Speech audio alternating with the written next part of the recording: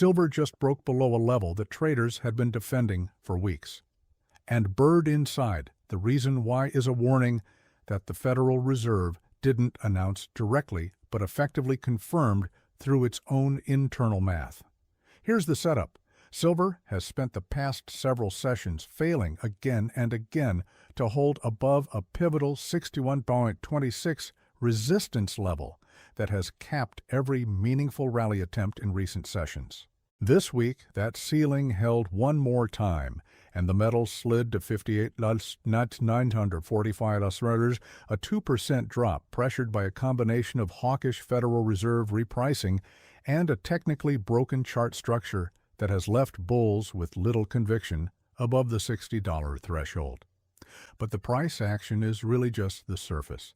Underneath it sits a much more specific and much more revealing story, one involving a divided central bank, a war that keeps almost stopping and then doesn't, and two live catalysts landing on the exact same day this week. By the end of this video, you'll understand exactly what the Fed's own internal documents are saying, why silver is caught directly in the middle of it, and what happens next, depending on which side of that internal argument wins. Welcome back to Gold and Silver Analysts, the channel that looks past the daily headline to the mechanics actually moving your metal. If you're new here, consider subscribing. The next few weeks are going to bring some of the most important data points silver has seen all year, and I'll be breaking down every one of them as they land. And if you've been here a while, you already know what to do. Let's get into it.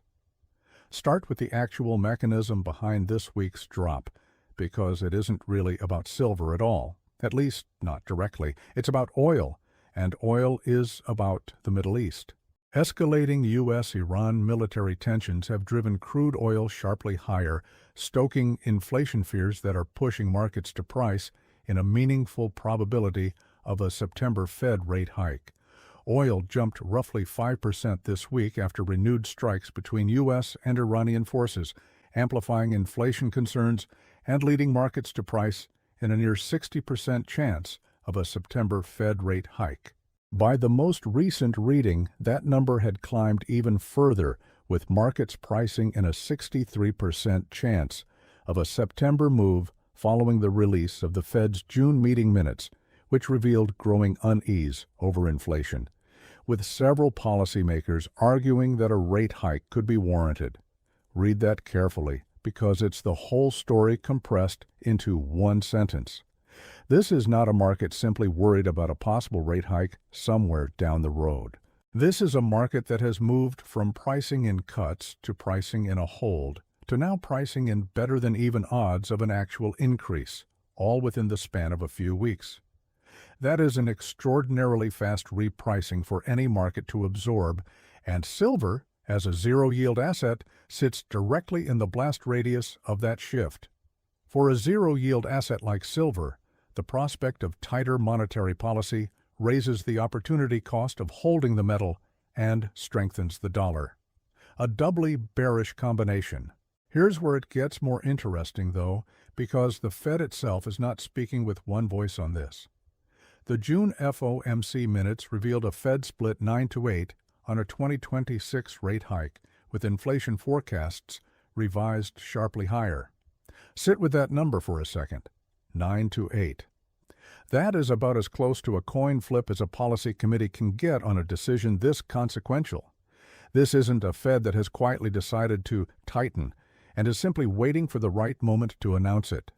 This is a genuinely divided institution, arguing with itself on the record, and the side that's currently winning, the argument happens to be the side that's bad for your metal.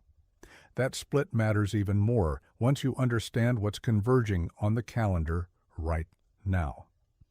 Two separate significant catalysts are landing on essentially the same day.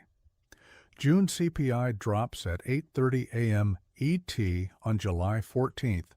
Fed Chair Warsh testifies 90 minutes later. That is not a coincidence of scheduling you can't afford to ignore if you're holding metal right now. A hot inflation print, followed almost immediately by a hawkish-leaning Fed chair testifying live in front of Congress, is close to the worst-case sequencing for silver in the short term. A soft print followed by a more measured tone from Warsh would be close to the best case. And because both events land within roughly 90 minutes of each other, the market may not even get a clean read on the first one before the second one lands on top of it. This is where I have to slow down and be precise, because the easy version of this story stops at the Fed is hawkish, silver is falling, end of story.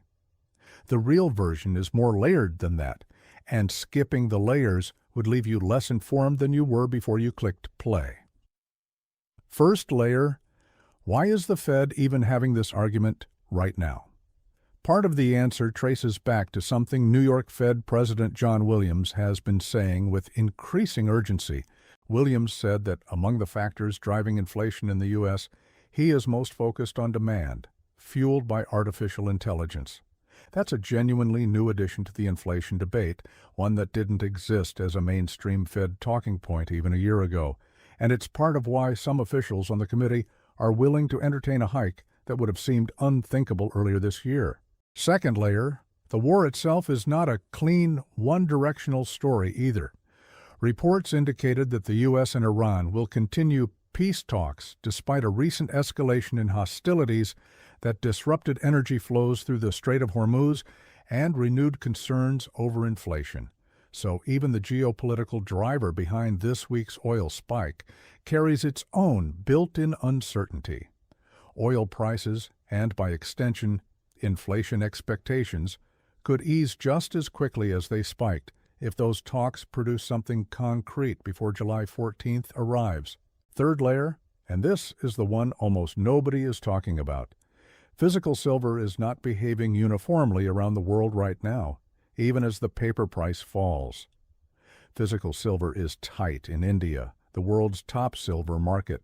Import restrictions have led to shortages and sent local premiums to the highest in 6 months, with premiums hitting $6.50 an ounce this week, over 10% above official prices.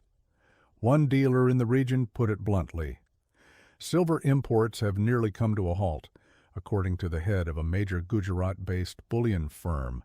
That's a striking disconnect. The quoted global price is falling on Fed repricing, while the actual physical market in the world's largest silver-buying nation is tightening hard enough to push local premiums to a 6-month high. Now, does that Indian premium single-handedly override a hawkish Fed and a spiking dollar? No, and it would be dishonest to tell you it does. Reuters reported that weaker Indian imports might actually pull global prices lower, despite tight supply at home, pushing up premiums. The mechanics here are more tangled than a simple bullish signal. Reduced import volume out of India can, paradoxically, ease pressure on the global quoted price, even while local buyers are paying up more than ever for the physical metal they can actually get their hands on. That's the kind of nuance that gets flattened into a single misleading headline almost every time this story gets covered elsewhere. Let's bring in the other side of this argument because it deserves genuine airtime rather than a dismissive footnote. Not every analyst agrees the market is pricing this correctly. Specialist consultancy Metals Focus has taken a direct contrarian stance here, arguing that markets are currently overpricing the odds of a Fed rate hike. Their reasoning: we believe policymakers will be willing to tolerate above-target inflation in order to avoid a material economic slowdown. The factors that supported gold throughout 2025 are likely to remain in place for some time. Their broader house view is that the Fed is more likely to keep policy rates unchanged for the remainder of 2026 than raise the cost of borrowing as financial markets now predict. Hausbump, and they point out that betting markets are putting only a 1 in 5 chance on the Fed leaving rates completely unchanged by Christmas, and that data from the CME shows the market was near unanimous in expecting rate cuts prior to the start of the U.S.-Israeli war on Iran. In other words, this entire hawkish repricing is a very recent phenomenon, built almost entirely on the last few weeks of war-driven inflation anxiety, not on some long, slow accumulation of hawkish data. Metals daily plus 2. That timeline detail matters more than it might seem. A market view that flipped from near-unanimous rate cut expectations to pricing and real hike odds inside of a matter of weeks is, by definition, a view built on a fast-moving and reversible input. If the geopolitical driver behind that flip eases even partially, there's a real case that a meaningful chunk of the current hawkish pricing could unwind just as quickly as it appeared. And it's not just one contrarian voice. Look at what central banks are actually doing with their own money right now, as opposed to what traders are doing with derivatives contracts. Data published this week by sovereign central banks showed strong gold demand in June from 4 of the largest recent buyers, with China and Uzbekistan now both adding around 40 tons so far this year, while the Czech Republic bought for the 40th month running and Poland added around 19 tons last month alone. One analyst framed it directly. Lower gold prices, continued U.S. policy uncertainty, and elevated geopolitical risks have encouraged many regular official sector buyers to continue adding to their reserves. These are not short-term traders reacting to this week's CPI print. These are sovereign institutions making multi-decade allocation decisions, and they've continued buying straight through the very sell-off that's dominating this week's headlines. It's worth being honest about the scale of what's already happened this year, too, because it puts this week's move in proper context rather than treating it as an isolated shock. Both gold and silver enjoyed record-smashing rallies in 2025, surging 66% and 135% respectively over the course of the year. So far this year, they have fallen 3% and 12%.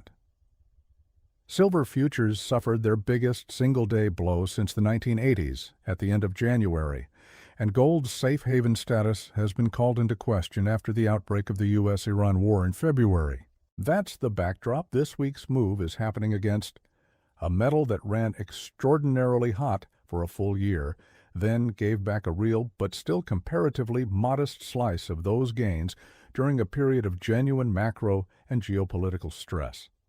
There's also a coverage gap worth naming directly because it changes how you should weigh everything else in this video. Gold is trading at $4,134 today as two market moving events converge on Monday, July 14th. June CPI drops at 8:30 a.m. ET, and Fed Chair Warsh testifies 90 minutes later. That's the exact mechanism connecting both to gold and silver prices, with 3 distinct scenarios for what happens next. And separately, some desks are already sketching out what they think the resolution looks like. StoneX, for instance, currently projects gold likely finishing 2026 near $4,000 an ounce, with silver settling somewhere between $55 and $60. A notably more cautious call than the contrarian, more constructive view coming out of Metals Focus. So where does that leave you heading into the most important week silver has had in some time? 2 live catalysts land on the same morning: an inflation print that could either validate or undercut the market's current hawkish pricing, and a Fed chair testimony that could either reinforce that pricing or soften it. Underneath both of those, a committee that's genuinely split 9-8 is watching the same data you are in real time without a clear consensus of its own. And underneath that, a physical market in India that's tightening even as the quoted global price falls, alongside central banks that have kept buying gold straight through this entire sell-off without pausing once. None of this tells you with certainty which way silver breaks next week. Anyone who tells you they know for sure is telling you more than the facts currently support. What it does tell you is that this week's warning isn't really coming from a single Fed statement or a single price drop. It's coming from the fact that the institution setting the rules for this market can't currently agree with itself on which way those rules are heading. And that disagreement is exactly the kind of uncertainty that tends to produce sharp moves in either direction once it finally resolves. So here's the question worth sitting with before July 14th arrives. If the Fed itself is split nearly down the middle on this, and the market's current pricing was built almost entirely on a few weeks of war-driven anxiety rather than a long, slow buildup of hawkish data. How much weight should that pricing actually deserve? I'd genuinely like to know where you land on that. Drop your take in the comments and let me know if you'd like a follow-up once the CPI print and Warsh's testimony are actually in. And remember, this is for education and discussion only, not personal financial advice. I'm sharing a way to think through the data and the mechanics so you can make your own decisions with your own money and your own risk.